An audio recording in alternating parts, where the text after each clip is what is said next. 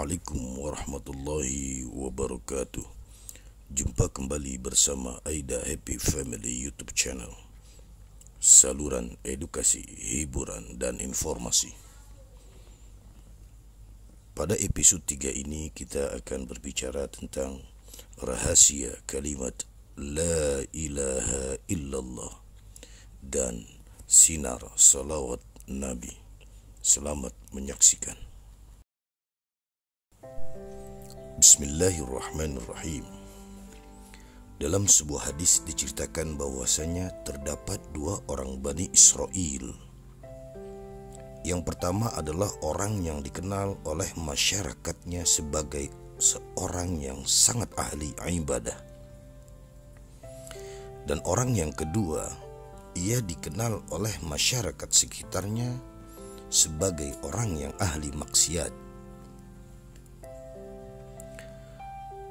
Kemudian si ahli ibadah itu meninggal dunia, dan Nabi Musa alaihissalam diberitahukan melalui wahyu Allah bahwa orang itu termasuk dari penghuni neraka. Tidak berapa lama kemudian, orang yang dikatakan oleh masyarakatnya sebagai ahli maksiat pun meninggal dunia. Dan Nabi Musa diberitahukan bahwasanya orang itu adalah termasuk dari penghuni syurga.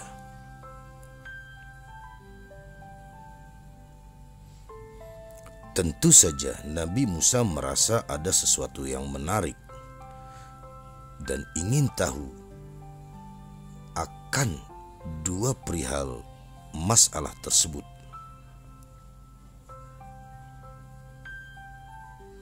Lalu Nabi Musa pun menghampiri kedua istri dari dua orang yang meninggal ini.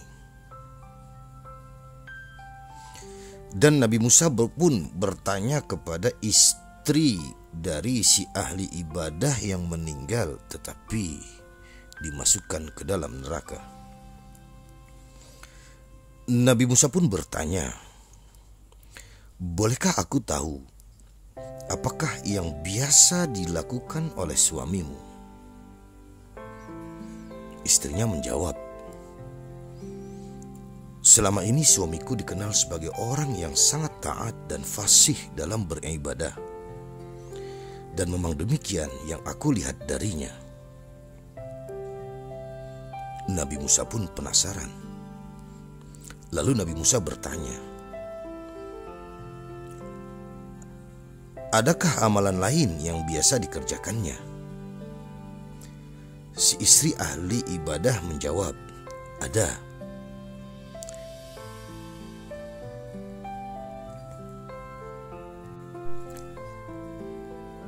Yakni bila suamiku hendak tidur, ia selalu mengucapkan, "Sungguh beruntunglah kami jika apa yang dibawa Musa itu benar." Setelah itu Nabi Musa mendatangi istri ahli maksiat dan bertanya, "Dapatkah kau memberitahukan apakah yang biasa dilakukan oleh suamimu?" Si istri yang suaminya ahli maksiat menjawab, "Selama ini ia dikenal sebagai orang yang berperangai buruk, dan demikianlah yang aku lihat." Nabi Musa bertanya, "Lalu apalagi yang biasa dilakukannya?" Istrinya pun menjawab, "Ketika suamiku hendak tidur, ia selalu mengucapkan kalimat La ilaha illallah. Dan suamiku berkata dalam hatinya agar ditetapkan pada apa yang diajarkan oleh Musa alaihissalam."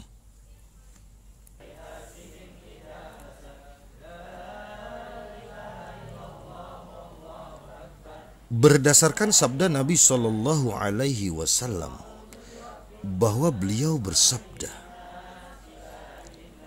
Ketika lisan seorang hamba mengucapkan kalimat La ilaha illallah, maka keluarlah seekor burung hijau dari lisannya bersayap putih dengan berhiaskan mutiara dan permata.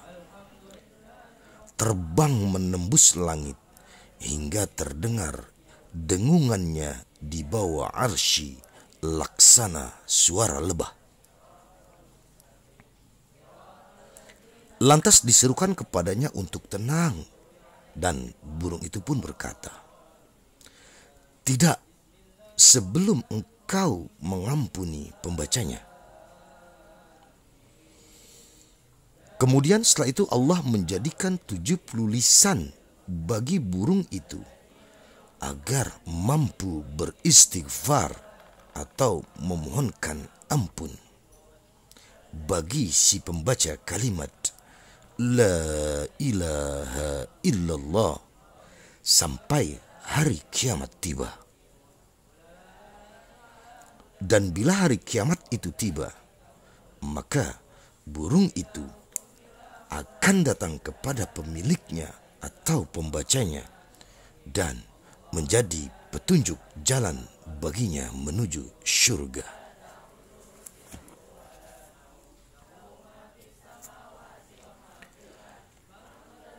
Disebutkan dalam sebuah hadis bahwasanya tatkala Raja Fir'aun ditenggelamkan oleh Allah di Laut Merah, maka Nabi Musa bersyukur seraya berkata, "Wahai Tuhanku, ajarkanlah kepadaku bagaimana cara mensyukuri nikmat yang telah Engkau karuniakan kepadaku." Lalu Allah berfirman, "Basahilah lisanmu dengan kalimat La ilaha illallah." Dan ketika Musa alaihissalam minta tambahan lagi dari selain kalimat tersebut, maka Allah subhanahu wa ta'ala berfirman kepadanya, "Ketahuilah wahai Musa, sekiranya 7 langit dan 7 bumi diletakkan pada salah satu daun timbangan, lantas pada daun timbangan yang lain diletakkan kalimat La ilaha illallah, niscaya beratnya melebihi daripadanya atau 7 langit dan 7 bumi tersebut."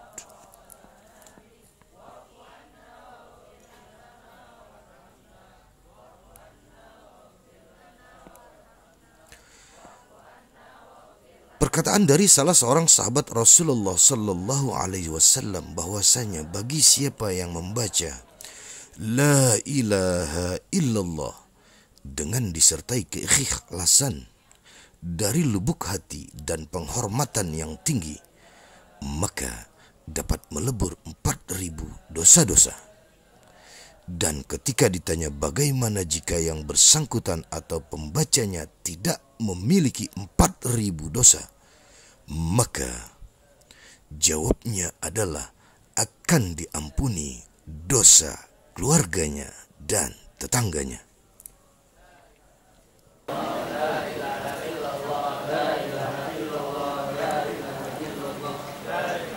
Sebuah pernyataan dan penegasan dari Al-Faqih Abu Lais As-Samargondi bahwa bagi siapa yang senantiasa memelihara ke-7 kalimat berikut ini atau mengamalkannya, maka ia akan memperoleh kemuliaan di sisi Allah di antara para malaikat dan diampuni dosanya sekalipun dosanya sebanyak buih di lautan, serta diberikan kemanisan dalam beribadah, sehingga hidup dan mati baginya adalah sama di mana kalimat ke-7 tersebut. Ke-7 kalimat tersebut adalah: pertama, di dalam memulai setiap pekerjaan senantiasa mengucapkan basmalah, Bismillahirrahmanirrahim. Yang kedua, menutup setiap pekerjaan dengan ucapan hamdalah. Alhamdulillahi Rabbil Alamin. Yang ketiga, manakala mengutarakan kesanggupan atau janji, senantiasa diiringi dengan ucapan insya Allah atau bila mana Allah menghendaki. Yang keempat, manakala terjadi kekeliruan, segeralah mengucapkan Astaghfirullahaladzim.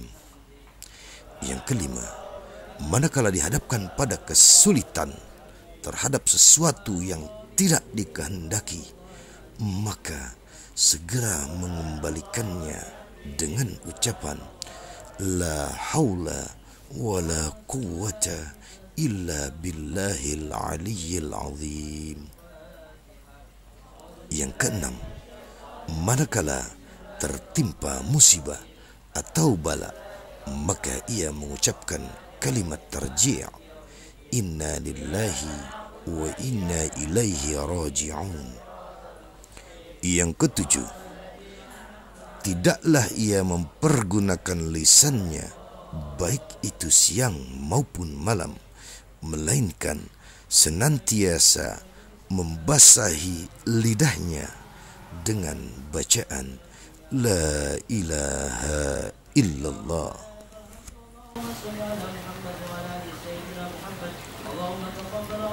Diriwayatkan dari Jabir bin Abdullah bahwa salah seorang sahabat mendengar Muaz bin Jabal menyampaikan hadis yang ia dengar dari Rasulullah sallallahu alaihi wasallam di saat-saat akan meninggal dunia, bahwasanya beliau Rasulullah sallallahu alaihi wasallam bersabda, "Man qala la ilaha illallah mukhlisan muqinan dakhala al-jannah."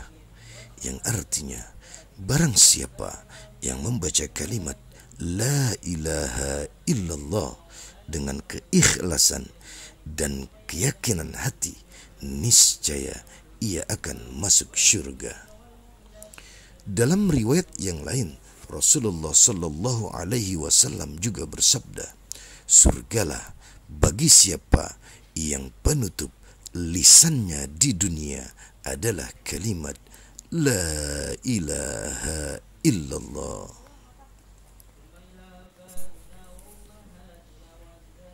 Berkata Al-Faqih Abu Lais As-Sabarghandi dengan sanadnya yang bersumber dari Jabir bin Abdullah bahwasanya Nabi sallallahu alaihi wasallam bersabda,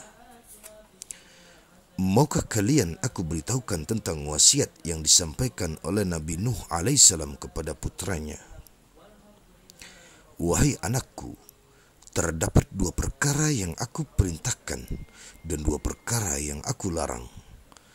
Yakni ucapkanlah kalimat La ilaha illallah wahda la syarikalah. La ilaha illallah wahdahu la syarikalah. Di mana sekiranya kalimat tersebut diletakkan pada daun timbangan, sedangkan pada daun timbangan yang lain diletakkan langit dan bumi, maka pastilah kalimat tersebut lebih berat melebihi keduanya, langit dan bumi. Dan ucapkanlah kalimat tasbih Subhanallah wa bihamdih, karena kalimat tersebut adalah salatnya malaikat, doanya segenap makhluk, dan dengan kalimat tersebut semua makhluk dikaruniai Allah rizki. Adapun dua perkara yang menjadi laranganku adalah, janganlah engkau berbuat syirik kepada Allah atau menyekutukannya dengan sesuatu yang lain, sebab Allah mengharamkan syurga bagi orang-orang yang musyrik. Dan janganlah ada kesombongan di dalam hatimu, sebab Allah mengharamkan syurga bagi mereka yang di dalam hatinya ada kesombongan, sekalipun itu hanya seberat biji sawi.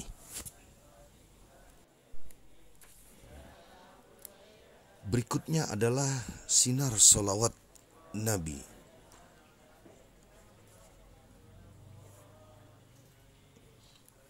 Berkata Al-Faqih Abu Lais As-Samarghandi dengan sanadnya yang bersumber dari Muhammad bin Abdurrahman bahwa Nabi Muhammad sallallahu alaihi wasallam bersabda, "Tidaklah salah satu dari umatku yang bersolawat kepadaku sepeninggalku, melainkan Jibril akan menyampaikannya kepadaku seraya berkata, 'Wahai Muhammad, Fulan bin Fulan bersolawat untukmu.' Lantas aku menjawabnya, 'Wa alaihi salamu wa rahmatullahi wa barakatuh,' yang artinya keselamatan, kerahmatan, dan keberkahan semoga terlimpahkan kepadamu.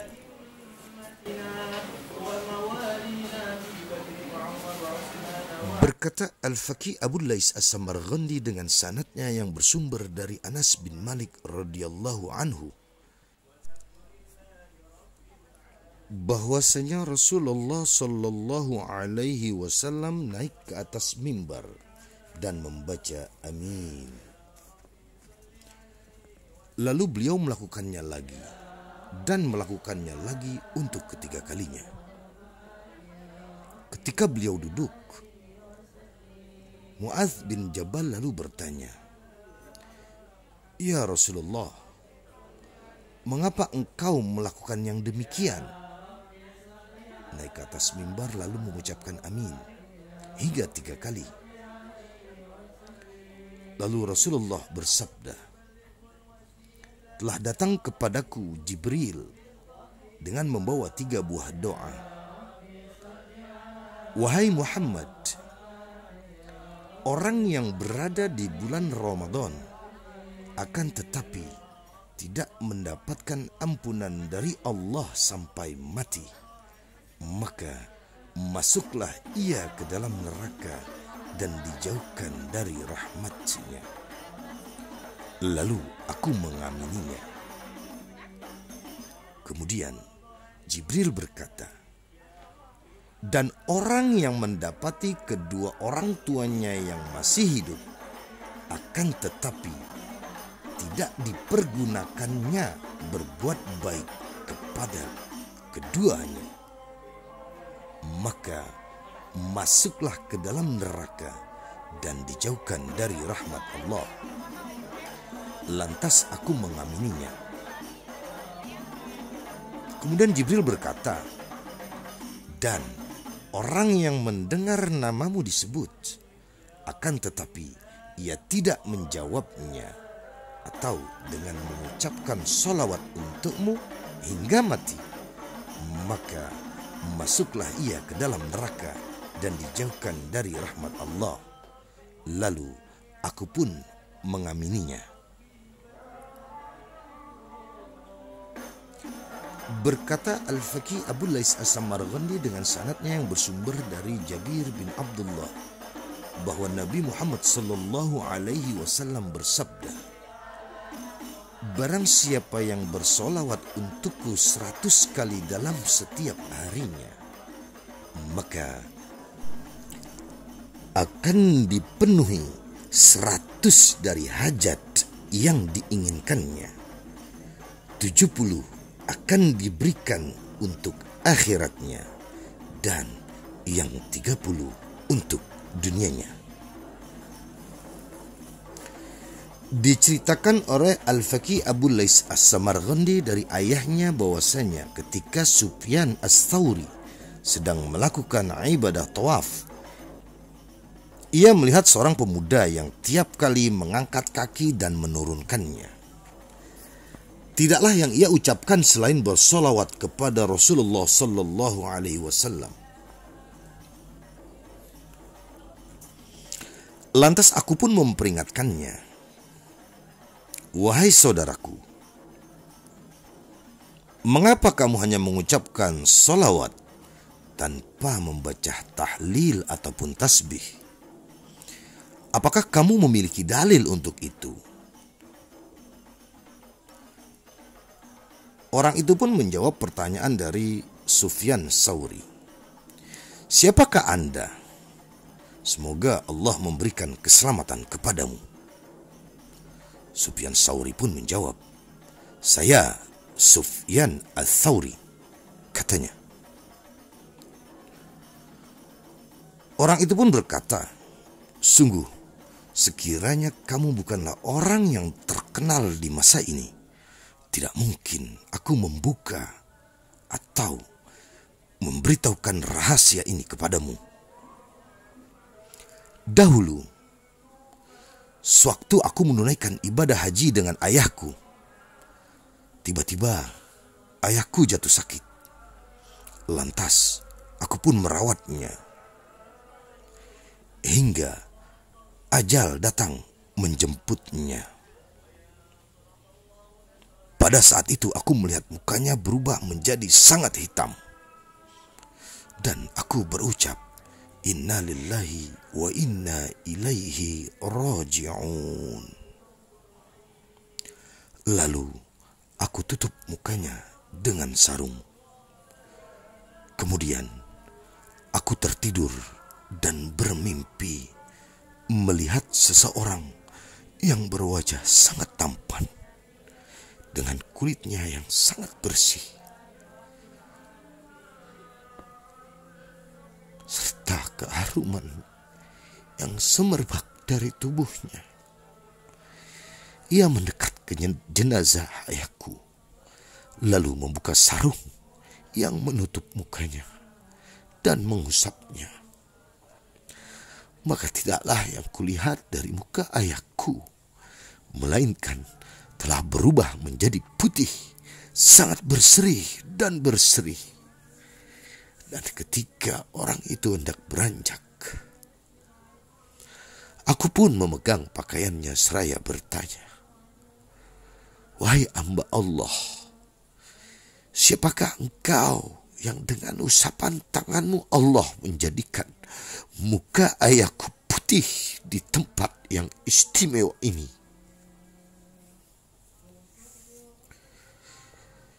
Jawab orang itu, tidaklah kau mengenalku. Akulah Muhammad bin Abdullah. Akulah Muhammad bin Abdullah yang diberi wahyu Al-Quran. Sesungguhnya ayahmu itu termasuk orang yang melampaui batas atau hidup dengan diperbudak hawa nafsunya. Akan tetapi ia juga termasuk orang yang banyak membaca sholawat untukku. Maka ketika dirinya dihadapkan pada musibah yang demikian, ia meminta pertolongan kepadaku. Maka ketahuilah bahwasanya aku senang memberikan pertolongan kepada orang yang banyak membaca selawat untukku. Dan sesudah itu aku pun terbangun dari mimpi atau tidur itu, dan aku melihat muka atau jenazah ayahku yang tadinya hitam kelam, kini telah berubah menjadi putih berseri.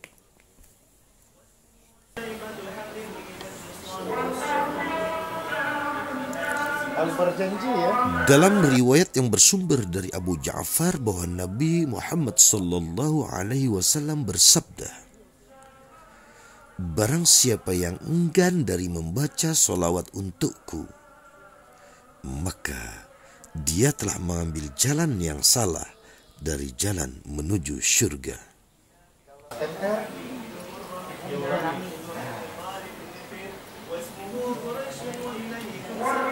Diriwayatkan dari Abu Hurairah bahwa Rasulullah Sallallahu Alaihi Wasallam bersabda, bacalah solawat untukku, karena dengan solawat tersebut maka lenyaplah dosa-dosamu, dan mintalah kepada Allah untuk wasilah.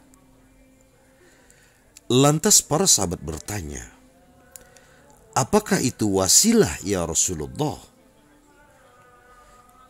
Rasulullah menjawab, derajat tertinggi di dalam surga itu hanya diberikan kepada satu orang daripada hamba Allah. Dan aku berharap mudah-mudahan akulah orang yang diberikan anugerah tersebut.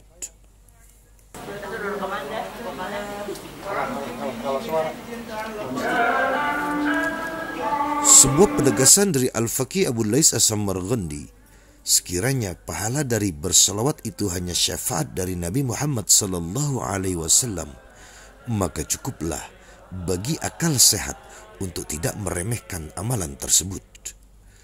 Terlebih lagi dengan memperbanyak salawat atas Nabi Muhammad SAW, menjadikan terhapusnya dosa-dosa dan mendapatkan rahmat dari Allah Subhanahu wa Ta'ala.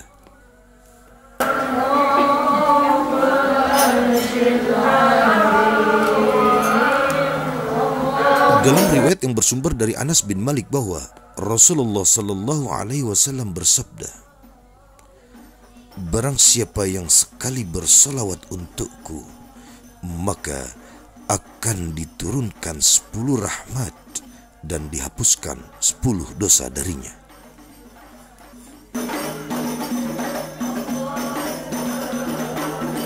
Sekarang kita perhatikan firman Allah Subhanahu wa Ta'ala. Bismillahirrahmanirrahim. Inna Allaha wa malaikatahu yusalluna 'alan nabi ya ayyuhalladzina amanu sallu 'alaihi wa sallimu taslima. Yang artinya, sesungguhnya Allah dan para malaikatnya bersolawat atas Nabi. Untuk itu, wahai orang-orang yang beriman, bersolawatlah atas Nabi dan berikanlah salam penghormatan kepada beliau.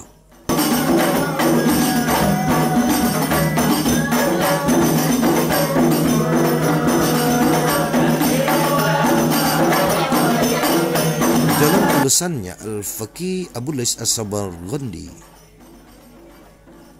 menyebutkan bahwa di dalam ibadah-ibadah yang lain, perintah untuk mengerjakannya langsung ditujukan oleh Allah kepada hamba-hambanya.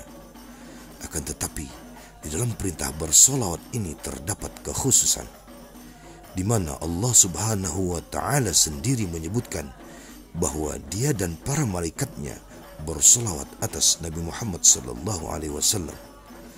Baru kemudian memerintahkan kepada segenap orang mukmin untuk bersolawat atasnya.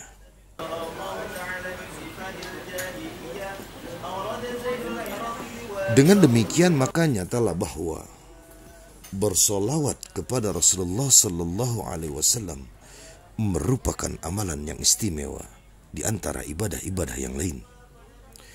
Dalam riwayat yang bersumber dari Ka'ab bin Ujrah, bahwasanya ketika dirinya bertanya kepada Rasulullah SAW tentang bagaimanakah cara melafalkan salawat Nabi itu, maka dijawab oleh beliau, bacalah Allahumma salli ala Muhammad wa ala ali Muhammad wa barik ala Muhammad wa ala ali Muhammad kama sallaita wa barakta ala Ibrahim wa ala ali Ibrahim innaka Hamidum Majid. Yang artinya, ya Allah, limpahkanlah rahmat dan barokah kepada Muhammad dan keluarganya, sebagaimana Engkau telah melimpahkan rahmat dan barokah kepada Ibrahim dan keluarganya. Sesungguhnya Engkaulah zat yang maha terpuji lagi maha agung. Pendapat lain menyebutkan bahwa bacaan salawat Nabi adalah sebagai berikut. Allahumma sallaina anta wa malaikataka ala Muhammad. Ya Allah, mudah-mudahan Engkau dan para malaikatmu senantiasa berselawat atas Nabi Muhammad. Pendapat yang lain juga menyebutkan bahwa bacaan salat Nabi adalah sebagai berikut. Allahumma inni Usyahiduka wa usyidu wa malaikataka anni usalli ala Muhammad. Yang artinya, ya Allah, sesungguhnya aku mempersaksikan kepada engkau dan para malaikatmu bahwa aku bersaksi atas Nabi Muhammad. Terdapat pula pendapat lain yang menyebutkan tentang lafal dari solawat Nabi, yakni Allahumma salli ala Muhammad wa ala alihi wa sahbihi kullama zakaraka dzakirun wa ghafala an dzikrihil ghafilun. Wallahu a'lam. Demikian diambil dari kitab Tanbihul Ghafilin, atau yang artinya peringatan bagi orang-orang yang lupa, karya Al-Faqih Abu Lais As-Samarghandi. Mohon maaf atas segala kekurangan dan kekhilafan dalam penyampaiannya. Terima kasih atas segala perhatiannya. Akhirnya, alhamdulillahirabbil alamin. Wassalamualaikum warahmatullahi wabarakatuh.